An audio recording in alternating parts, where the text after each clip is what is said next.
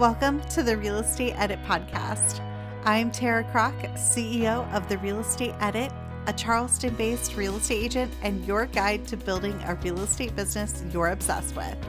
I've built a multiple six-figure business without cold calling, feeling salesy, or burning myself out, and have coached over 5,000 agents on how to do the same.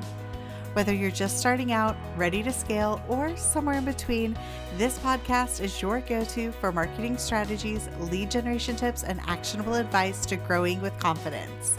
Together, we're rewriting the rules of real estate so realtors just like you can create wildly successful and sustainable businesses. Let's get started. Hello, everyone. Today's episode is a good one. And if you've been thinking about leaning into video or building a brand that attracts clients on autopilot, you're going to want to take notes.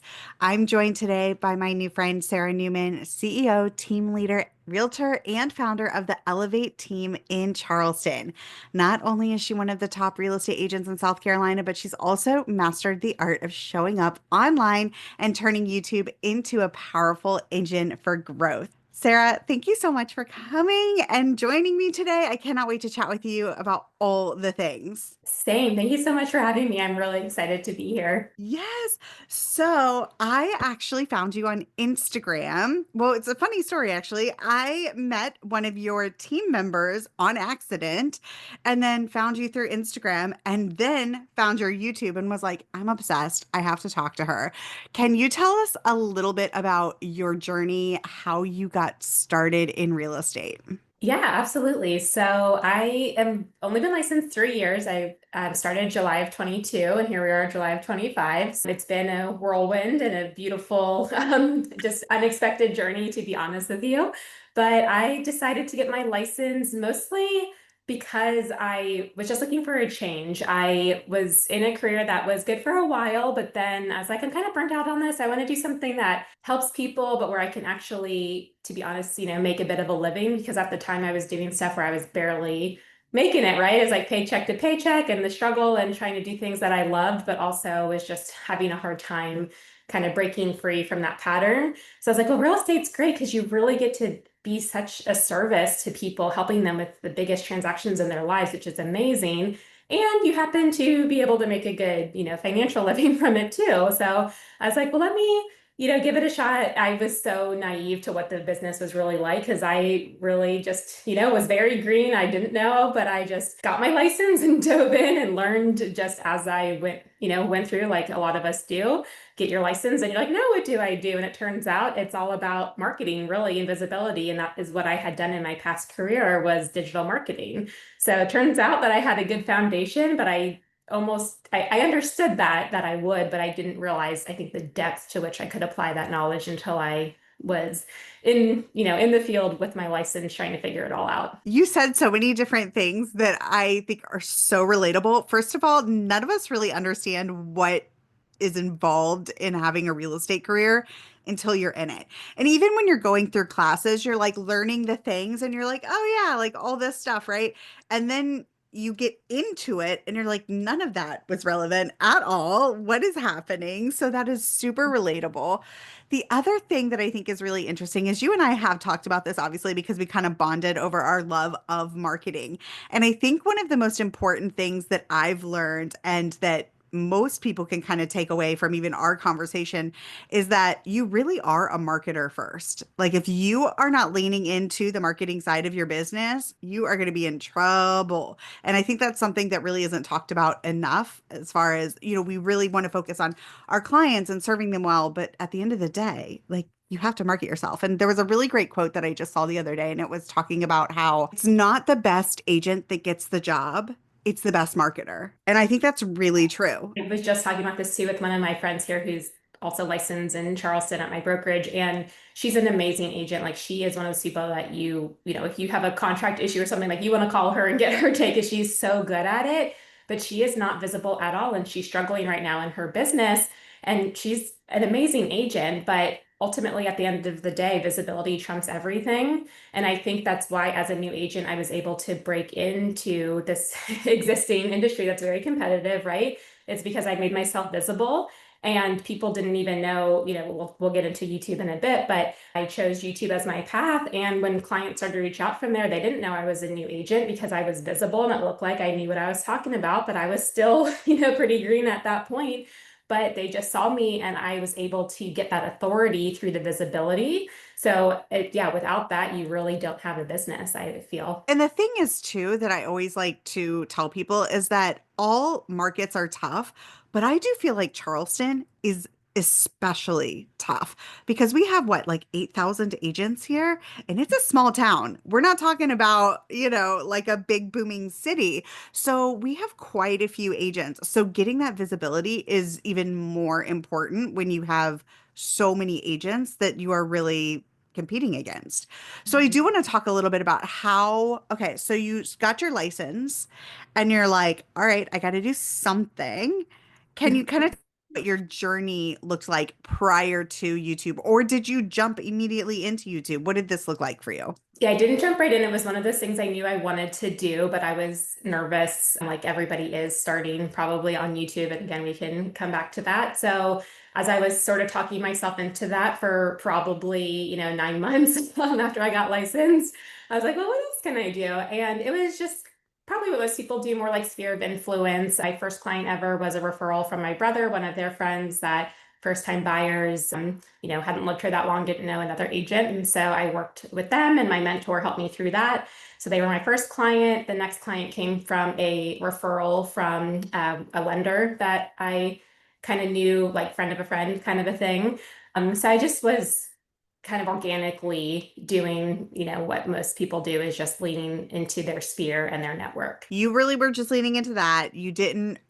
Let me ask you, when you started, are you with the same brokerage now that you were with at the beginning? Have you been with the same brokerage the whole time?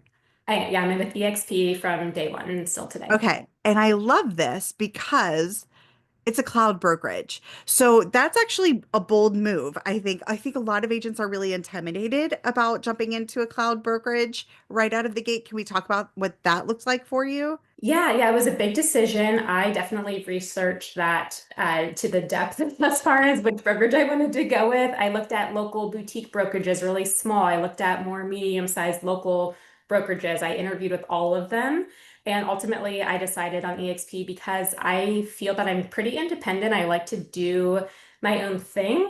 I just feel like I've been entrepreneurial in the past and I really wanted to bring that into my real estate business. And I find that some of the other brands just have more some more restrictions or just requirements if you have to be in the office from this time to this time on these days to do this, whatever it is, do lead gen, do different meetings. And that's great. And some people really thrive in that environment.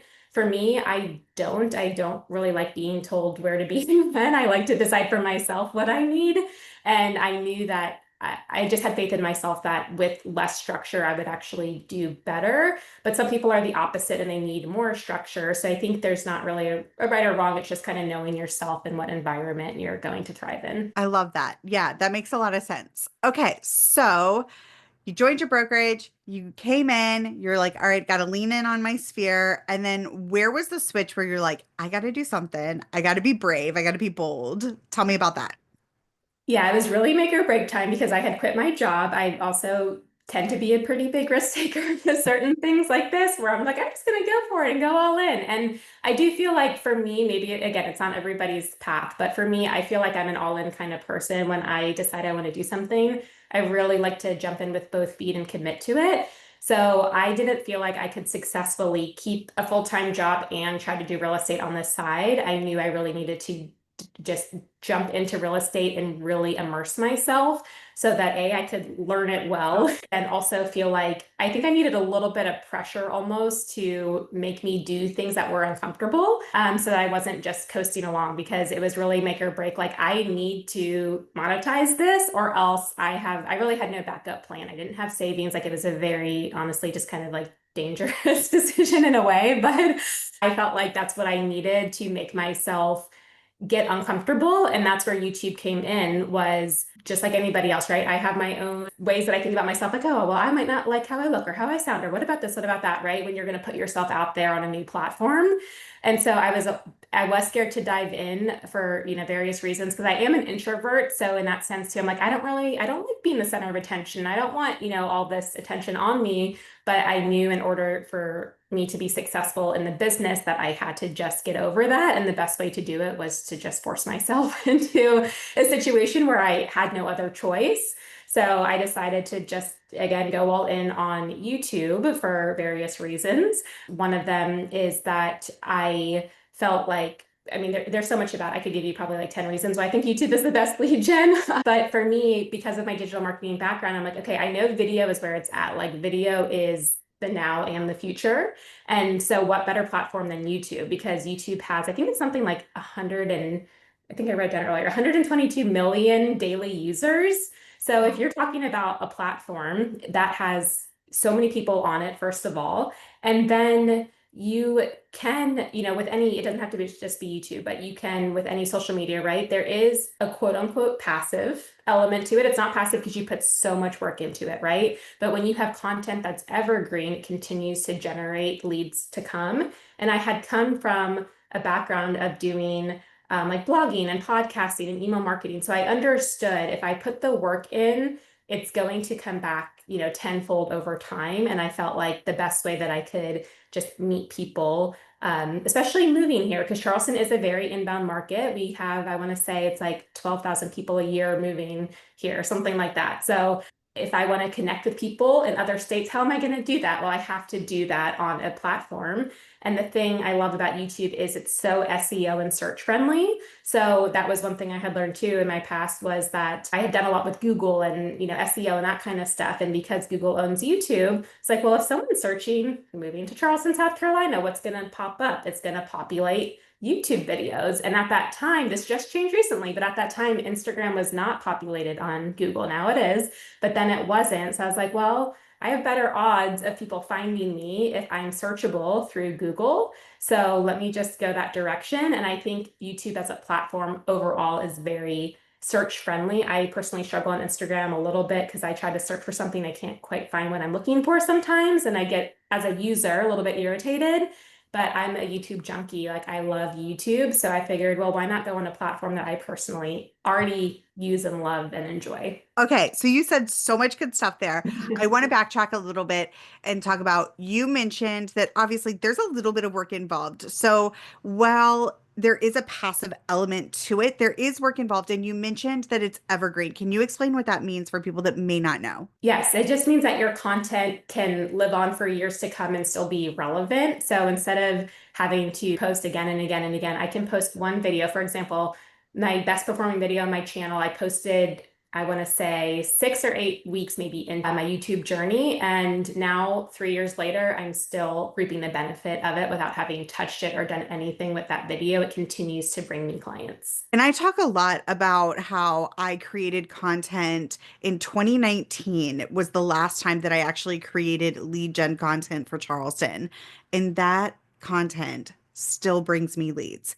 So it really is a powerful thing when you can leverage evergreen content in that way. Like you said, up until now, social media wasn't really like that because it's one of those things where like you post it and then 2 days later you are way down here. And unless somebody is really digging through your personal things, they're never going to find a post that you did 2 years ago. I think that's a really good point too. Now let's talk about what kind of videos are you leaning into? Is it more buyer and seller tips? Is it local tips? Is it a combination of both? What does the content look like? And how do you like structure your strategy around that? Yeah, it's a great question. So I'd say YouTube is mostly buyer heavy. You can lean into the listing side a bit to get seller leads, but for the most part, it's buyer leads, at least when you're getting started. I really thought about that as my avatar, right? Somebody moving here from out of state that's really trying to learn the area and what things would they want to know. So for me, I do a lot of new construction. It's my favorite thing to do. I love new construction. So I do new construction tours. I go out, tour the models, talk to the builders agents, give people an overview of different communities. So luckily we're in a market where there's just so much opportunity to showcase different new construction. There's always new ones opening. So that's been a huge pillar within YouTube for me. And then I do a lot of helping people compare and contrast. So I talk about pros and cons of all the different suburbs. So I have pros and cons Mount Pleasant, pros and cons Johns Island, James Island, West Ashley, all the different suburbs. And then I'll even do comparisons like what's the difference between Somerville and Mount Pleasant, right? People will ask me those kinds of questions. So just answering more like FAQ kind of questions too. Things like what are flood zones? And that's kind of a boring video, right? It's not going to be your most popular, but it is one that I reference all the time with clients now. So, we're on a consult and they're asking me questions. Of course, I answer, but I go for a whole 25-minute dissertation on this, right? Like I'm going to send you the flood zones video so you can really learn about it. So I use it that way too, where I help answer questions that people are actively searching for, but then I have this archive now that I can reference again and again for clients. So even if someone's coming to town and they're like, hey, I went in construction in Somerville, I'm like, well, here's a bunch of videos I have about that. So it really helps them continue to learn and educate. And then of course I have just general like how to buy a home and different things. I've brought my lender on a couple of times. We've done more, finance talk sort of videos. I mean, just all kinds of different content, but those are my main buckets is really like local, getting to know the different areas and then new construction. I'm obsessed with this. The idea that you use frequently asked questions, questions that you get on a daily basis from potential buyers or your clients, you then take those, turn them into videos, and then you're really just kind of working smarter because you have, like you said, this archive of answers that you can just send them to instead of, because let's be honest, like when you start talking flood zones, my eyes glaze over and I'm like, I'm only half listening. I know it's important, but I don't really care right now. I want the fun, exciting, pretty stuff, right? But when it comes to the important things, it's like I'm kind of like, I'm not really that interested in it. But if you send it to me when I know that I need to look it up, I have that as a reference and you don't have to repeat yourself over and over again. So it really is about working smarter too. So I'm kind of obsessed with that idea. I love that. I find my clients too, because again, they're moving here from a different state, they're really scared of things like flooding and hurricanes and things that they're not familiar with coming from, Michigan or wherever they're coming from. I want to give them the information they need so that they feel comfortable. So a lot of this is again, like thinking in the mind of my buyers and going like, where are they now and what do they need to overcome in order to make this decision? And so giving them all of those details, they just really appreciate it. And then by the time we talk, it's actually most of the time when people reach out, they've seen so many of my videos that they're like, oh yeah, we watched your flood zones video, we watched your insurance video, right? And so they already are very well informed. So by the time we have a conversation, sure, we're, kind of finessing things, but they really have a great foundation. So it actually makes my job easier too in the long run that they're taking the initiative to learn about things on their own. And it goes without saying that when it comes to video, one of the really cool things about it is that it builds a relationship without you even really being there, right? Because my assumption is that by the time they contact you, they've already watched a bunch of your videos and they feel like they know you. And I've talked to other YouTube experts and they're basically like, sometimes it's kind of weird because they're like, oh, how's your dog? And you're like, how did you even know I had a dog? This is our first time meeting. But people that are watching your videos, they remember those things. And I have people do that to me all the time too, like based on just social or things that I do. They're like, oh my gosh, did you have tacos last night? And I'm like, how did you know? Well, first of all, I'm always eating tacos, but you know what but it is one of those things where people feel like they know you. So you're able to kind of just like pick up and go. Like there isn't that whole like, okay, we got to get to know each other and this is how I work. They already know that because they've been binging your stuff, hopefully, right? Yes, and I would say that is one of the top reasons why YouTube is my favorite lead gen is you build such a deep relationship.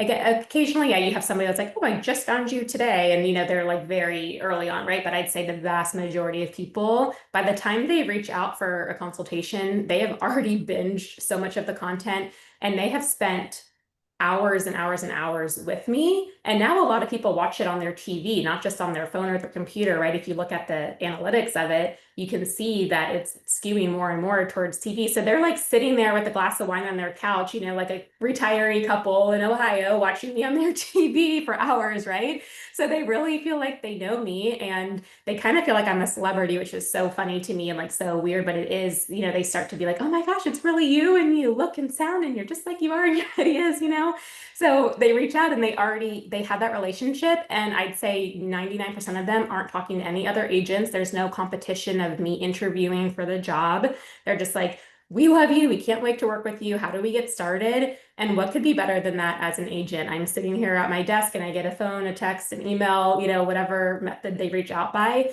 And they're like, hey, Sarah, we can't wait to work with you. And we already love you. And you're not competing. Like, how that is a dream as a real estate agent. So to me, I just think that yes, you can do that on Instagram too. You can do that on other socials. Absolutely. For me, the long form content part of YouTube is the magic of that. If they're gonna sit and watch a 30 or 45 minute or an hour long video, which some of mine, yes, they are, because I'm very detailed, they really feel that connection so deeply. So I think the long form part of it, unlike the other platforms, separates it out a bit to really just have that relationship be so deep and unshakable. I love that. So when you started YouTube, you said you're a little nervous because you're an introvert, which we totally are the same in that way. But how long before or how long after you started your YouTube journey did you start to see traction? Like when did your first lead come in? And also, were you like majorly freaking out when that first lead came in? Oh, for sure. I remember I answered the phone one day. I want to say the first one was about maybe a month or 5 or 6 weeks in. I want to say, I think it was about a month in, I got my first lead. And I answered the phone and she was like, hi, Sarah, I saw one of your YouTube videos. And in my head, I'm just freaking out like, oh my God, it's working. This is Stay so calm. Everybody stay calm. so it was pretty quick that I started to get some traction. Of course, it builds on itself. There's a momentum, like a snowball effect. But I did look back and I actually, so I started, I want to say early June and then, or maybe like mid-June. And then August 23rd, I got my first buyer under contract. So it was only about like 2.5 months maybe that I had my first buyer under contract. And that buyer was my second lead ever from the channel. I only had 14 videos at that point, and I do have notes here. Look at me, 53 days in. There we go. I give you the exact numbers. 53 days in, 45 subscribers, and I had my first buyer under contract. How many subscribers? 45. So it wasn't even like you had like thousands of subscribers, right? Right. Talk to me about that a little bit about like subscriber count. How important is that? Obviously, you want people to subscribe. I'm loving the fact that you did not have hundreds and hundreds of subscribers at the time. For sure. Yeah. That's again with YouTube, I feel like you can kind of get that. Sometimes it's intentional, sometimes it's not. Like a video just gets picked up by the algorithm, and all of a sudden you're like, well, I wasn't expecting that one to take off, but here we are, right? It can be unexpected like that too, where you just film a variety of stuff and you just kind of see what the YouTube gods, want to bless you with, basically, is how it feels sometimes, even though you can be, intentional, like we've talked about with certain search terms. I think subscribers, yeah, of course you want people to subscribe because then they get, you show up on their feed and it looks, again, for like authority and stuff, it's good to, have subscribers and things like that. But ultimately, when people are searching for content on YouTube, going back to that SEO thing, they're putting in a term and then videos pop up. So the first thing they see isn't your subscriber count. So they just see the topic that answers the question. They see the thumbnail, they see the title, and they're like, oh, that's what I was searching for. And then they'll click it. They don't go to look at, how many subscribers you have right away. As long as you populate and then they start to watch the video and like, oh, I like this chick. She's, answering my question and I'm jiving with her. Let me see what else she has going on. And then eventually, they'll like and subscribe. But really, it does not take a lot of subscribers to build a good business. It's just more of a, something over time that kind of naturally happens. And what is the frequency that you post? Are you posting multiple times weekly, once a month? Like, what does this look like? Yeah, that has changed over time. So now it's been just over 2 years since I started YouTube. So I started off, I think I had maybe 4 or 6 videos when I launched the channel. I didn't want to launch with just one. So that would be a tip for anybody looking to get started, because if they like the video you have, they want to watch more. You want to encourage them to watch more. So you want to have at least a handful when you, quote unquote, like launch your channel. Just put a few up there to get started. And then I was doing 2 a week in the beginning. Just again, I didn't have really clients at the time, so I had the space to do it. And I wanted to get this going, up and running quick. So I was doing 2 a week. And then as I got busier, I went down to 1 a week. And then as I got super busy over the last year, I went down to one every other week, so just two a month, which isn't great. I mean, anyone that knows YouTube would say, don't do that, right? But I was like, this is all I can manage. So I'm just going to do my best in what I can and just hope that, I don't get penalized in the algorithm because I was still publishing. I would say, the best, some good advice most people give is don't not publish for months on end. It's really hard to take big breaks and come back and then take big breaks. So really, still be somewhat consistent, but it can be a little bit less consistent as long as the content is still good. So I've been doing that for about a year, but I've just recommitted to going back to weekly content because I really want to generate more business for my team because I started a team in October. And so now that we can fulfill on the client level, as one person, I couldn't keep up. Like I had a good problem, but I had a problem, which was I had too much business coming in.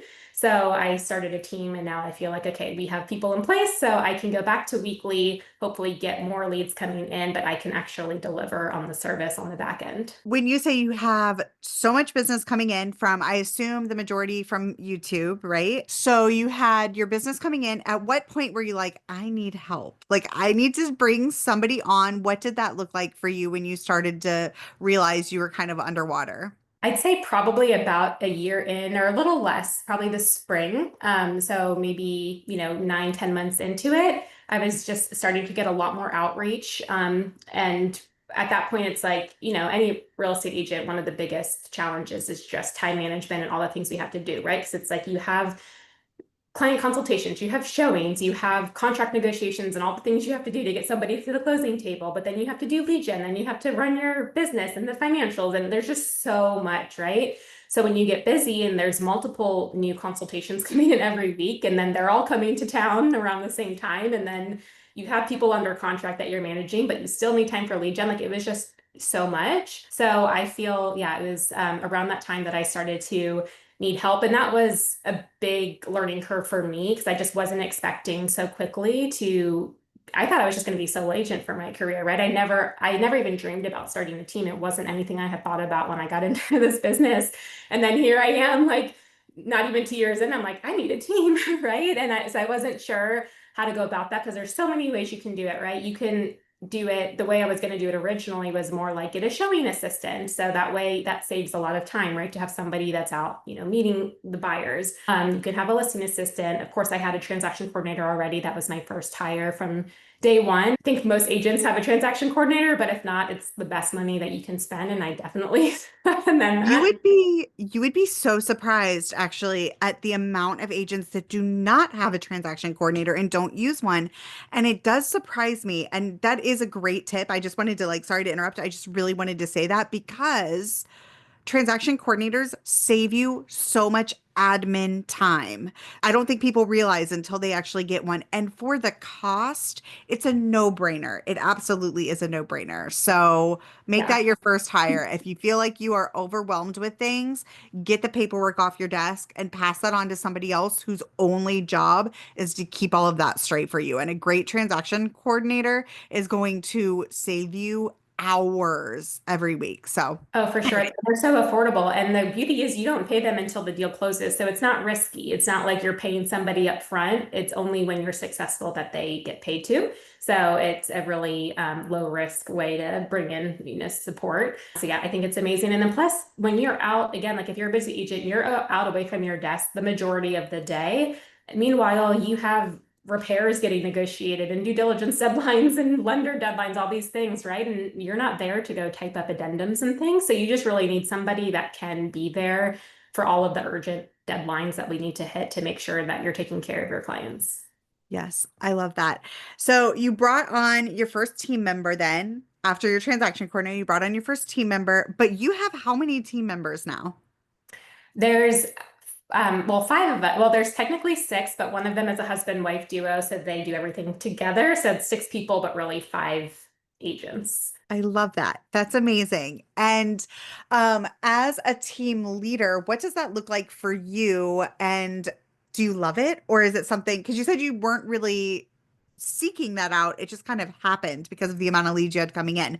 So, what does it look like for you being a team lead now? Are you still an active agent? Do you really focus on being kind of the rainmaker? How does that work? So things did kind of evolve over time. I ended up starting more of a traditional team. So at first, I was going to go the route of what some people would call like a micro team, where you get these designated roles. So you have your, showing assistant or like buyer's assistant, listing assistant, transaction coordinator, just different people that's like full time what they do. So you kind of keep all the deals under your own name and you just have a lot of support on the back end. And at first I was like, well, that makes sense because when people reach out from YouTube, they want to work with me because they know me. So I can stay like the face of the brand. Life had other plans for me. So kind of long story short, I got super sick last year and last summer was absolutely terrible. Like I couldn't leave the house for a couple of months. I had, I just recently found out that I have Crohn's disease. I think I've had it for years and I just didn't know. So I was, I think, struggling with that. But then on top of it, I had a mold exposure. And so that just knocked my entire system out. And I was trying to detox and it was just seriously like the worst I felt in my life. And I could barely function. This was last summer, and meanwhile, I had, I want to say, like over 2 dozen people under contract, new leads coming in, like anywhere from like 3 to 8 leads a week. Like it was just this flow. And I could barely, like I said, I couldn't even really leave the house. So it was just really, really hard timing.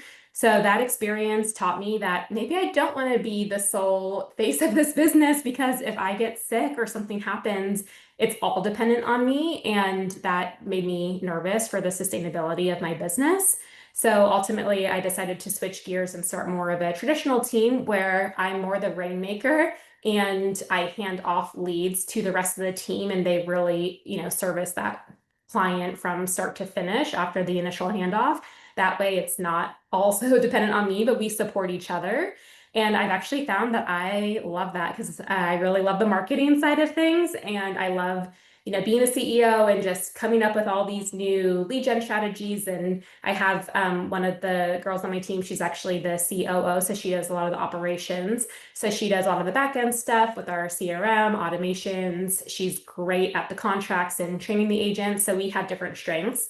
So between the two of us, I feel like we really balance out. And then we've got these few other agents. So it's working really well and continuing to evolve. But I feel like I found the structure that works for me. And I love that about this business that you can create it however you want. So you can lean into your strengths and there's 100 different ways that a team can look and whatever, serves your needs and works for you, then you can create that. So I just think it's like one of the best businesses you could ever be in. I love that. And that is true. That is one of the things that's so fun about real estate is that the opportunities that you have because it is ultimately your own business and you can make it look however you want it to look. So something that you said really resonated because it taps into my primary messaging, which is to build a business that's sustainable. And it sounds like you've really done that. And one of the things that I think is so important that you mentioned, you got sick, but your business kept going and it kept going because of the systems that you put into place and the lead gen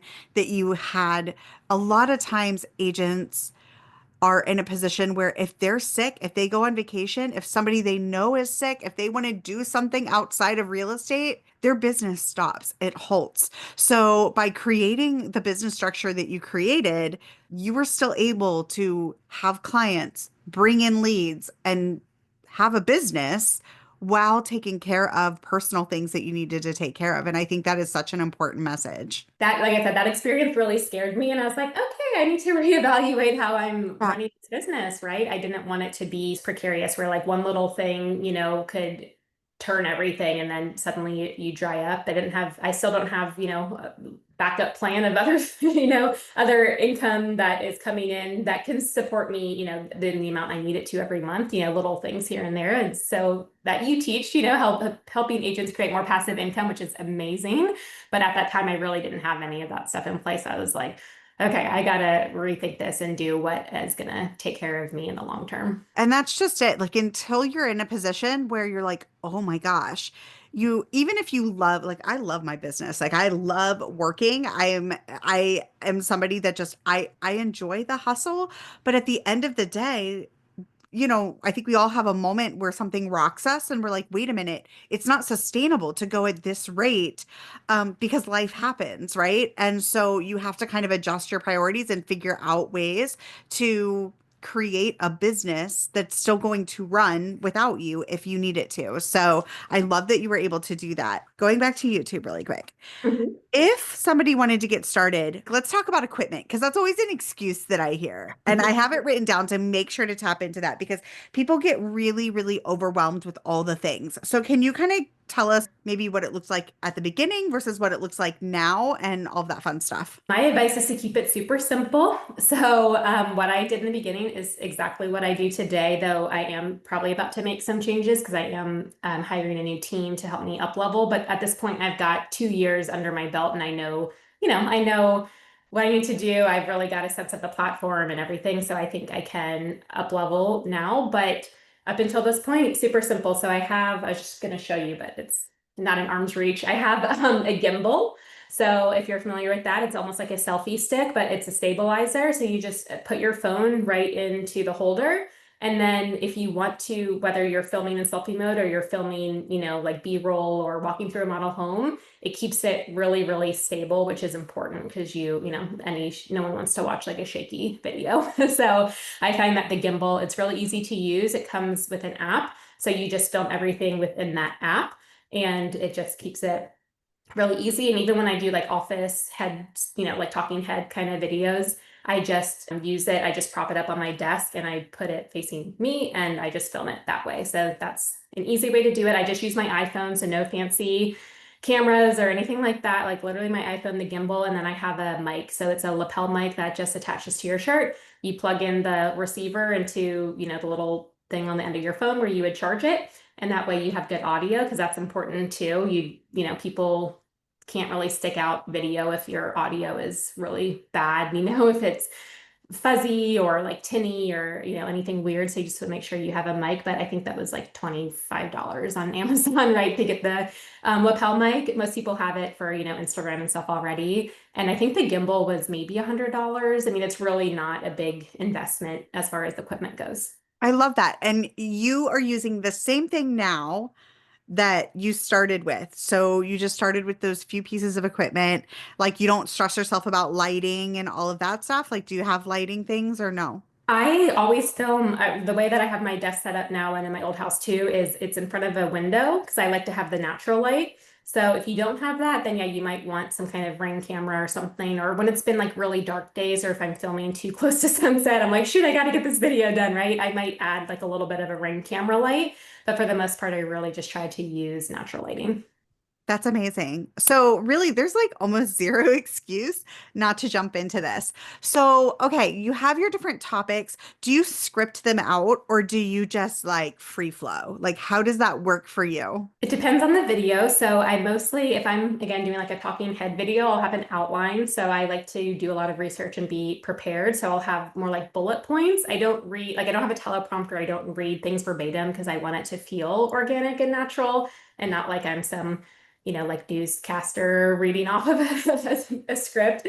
So I just have it basically because I'm filming on my phone, right? So I have that propped up and then I have my laptop open next to my phone and I have my notes on my Google Doc pulled up and on my laptop so that way I can just reference those. You do want to make sure you're looking at the camera. That was a mistake I made the first few months. I could not figure out how to look at the camera, even though it's super easy now. But then I was like, just kept looking at myself to make sure like, oh, do I look okay? Like, is my background okay? Or, is my cat coming in or, different things. So I got quite a few comments being like, you need to look at the viewer directly into the camera. I was like, okay, well, thank you. So now I do that. So you want to keep that eye contact with your camera lens. So what happens is all the magic is in the editing. So for me, if you were to see my raw footage versus my finish, it is night and day. So essentially I'll look at my notes. I'll kind of like skim my bullets. I'll talk about that for a couple of sentences, pause, go look at my notes, resume. So there is so much pause in my video, but then I send it off to my editor and it just like flows right into the next, right? So it looks like I'm really professional and polished, but really I'm just taking my time to film it. So that would be a tip too for people is that you should not be editing your own YouTube videos. You have way better use of time. It's really cheap to get started. I mean, I would say don't use like the cheapest of the cheap on Fiverr because you kind of get what you pay for, I find, but you don't have to spend an arm and a leg either. It can be a happy medium. So that would be the biggest upfront cost is the editing. The ROI has been absolutely amazing for me, so it's been totally worth it. But yeah, a lot of agents are like, oh, I'm trying to like bootstrap it, right? I'm gonna just figure out whatever, editing software they choose and piece this together. And it's like, that's not one, like think about what your time is valued at as a real estate agent. You can do so many better things with your time, unless you like did that in the past. Maybe you're a former videographer or something, right? Like, okay, great. Then you might want to do your own videos, but unless that's you, I would definitely not recommend it. The YouTube space now is getting, more and more competitive because it's been something that people are hearing stories like this, right? Like, oh my gosh, like such success stories, which is great. But that means that your videos do need to, stand out more and be professional. And so if you're just kind of piecing something together and it doesn't look good, then that's only, that's really not helping you at all. So I definitely recommend getting an editing team. That's a really great tip. I was going to ask you about editing next. So you answered that question. So incredible. So when you are looking for somebody to edit, you mentioned Fiverr. Is that the best place to maybe go and find someone? Do you have any other tips on where somebody could find an editor to help them get started, especially if they're, like you said, they're newer, they're like, I don't know if I want to throw a whole bunch of money at this. Like, how can I do this? For me, I'm happy to refer my editor because they're great. They're in the Philippines. They only do one agent per market just because they don't want to, compete against themselves, which I really respect and appreciate. So it wouldn't be for anybody here in Charleston, but for people in other markets, I'm happy. I've referred them again and again and again. So they can, email me and I'm happy to share their information. But as far as other ways, I would say if you do, be in different Facebook groups, right? For real estate agents, you can always post in there to say, like, who are you guys using? I think getting a referral is better than just a cold, like, Fiverr person. You can go that route, but I just think getting a trusted referral is always the best way with most things. So there's all kinds of, Facebook groups, your community, of course. There's just going to be a lot of resources out there. Or if you, let's say you have a channel that you like another agent, right? It could be, again, probably not in your market, but find an agent who videos you like in a different town and reach out to them and be like, hey, who do you use? And would you be open to sharing, I'm in a different market, or, appreciate the recommendation. A lot of people are probably happy to share. I love that. Amazing. Okay, so fun question for you. What is your go-to drink of choice? Ooh, probably. Well, I'm trying to get off caffeine more, but yeah, I was gonna say like coffee or like a really good latte. I love local coffee places, so been kind of a like latte junkie for years, but now I'm trying to either go decaf or kind of wean off of it. So doing more kombucha these days. I love that. Okay, and then if somebody's visiting Charleston, what is like the one spot that is not a regular spot that you tell them they have to check out? That is a really good question. I mean, this isn't like a secret gem anymore. I feel like it used to be, but I really love Pitch Street Bridge in Mount Pleasant.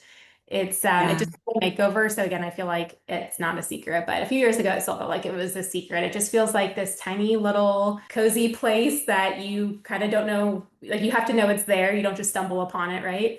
And then you get such beautiful views, 360 views. You can see Sullivan's, Isle of Palms, downtown. It just, it just feels like a really special place Yeah. to go to a picnic or take a walk. That's a good one. That's a good one. And I haven't seen it since they've opened it back up. So I want to check it out. I need to head down there. Amazing. Okay. If you had to give a real estate agent one big piece of advice, it could be about YouTube, it could be about building a team, it could be about anything. What would that be? Well, this is going to sound just so cliche, but I feel like the consistency component, I think, and that's something Amanda, who's my COO, she kind of reflects back to me. Sometimes you just do your thing and you don't really see what you're doing. And then the people that are close to you are like, do you realize that this is the thing that, you've done or that is special? And I know something that's come up for us on our team is really that consistency piece of, I really committed to YouTube. And again, it could be whatever your thing is. Like pick your lead gen pillar.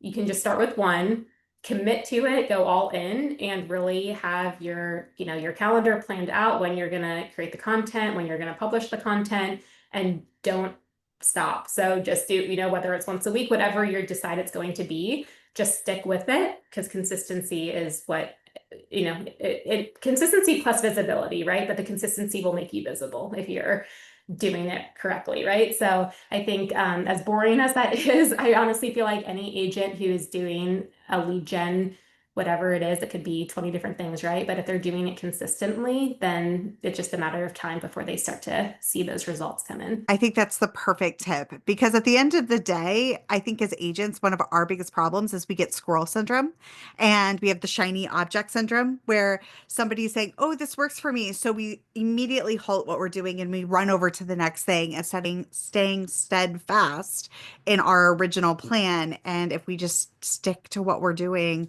it'll eventually pay off. So I love that. Amazing. Sarah, thank you so much for spending some time with us and being such an open book and telling us all the things. Can you let people know how they can find you and also what your YouTube channel is? Of course, I'll have everything linked in the show notes, but just for people listening so they can check you out. Absolutely. So on YouTube, I'm at Life in Charleston, South Carolina. South Carolina is all spelled out, not SC. So at Life in Charleston. And then on Instagram, I'm at CHS Homes with Sarah for Charleston Homes with Sarah. And our team page is at Elevate Team Charleston. So those would be the best places to find me online. And our website is Elevate Team Charleston as well. Amazing. All right, everyone. Well, that is everything for today. I hope you guys decide to jump into YouTube because I just hear the most amazing things from agents that are leaning into it. And Sarah, again, you were such an open book. So thank you. You're welcome. Thank you so much for having me. This is really fun. All right. Bye, guys. See you next week.